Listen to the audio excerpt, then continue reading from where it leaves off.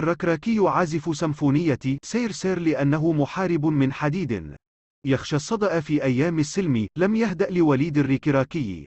بال حتى استطاع نيل رضا المغاربة بالإجماع، وداديين ورجاويين، وموالين لطرح المدرب الأجنبي، ومن يشدهم الحنين لهيرفي رونار. كل هؤلاء انحنوا اليوم احتراما لردود فعل الركراكي.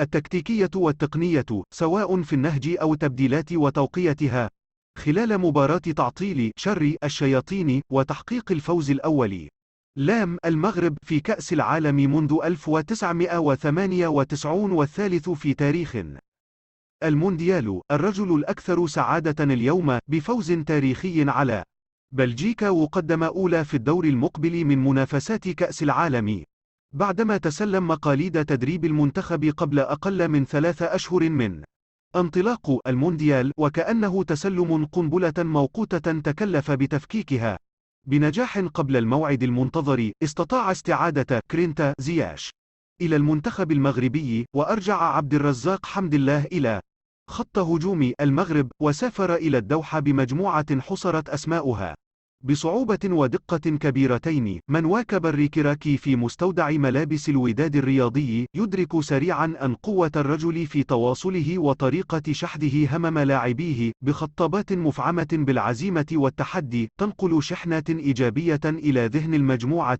لتتحول إلى قتال فوق أرضية الملعب. ففي فيستير الركراكي على الأقل لا مكان للتكتلات ولا مجال للمؤامرات، ولأن الثالثة ثابتة، فقيادة الركراكي لتحقيق المنتخب المغربي لثالث فوز له في المونديال يقرب المغرب من التأهل إلى الدور الموالي من كأس العالم، في إنجاز طال انتظاره.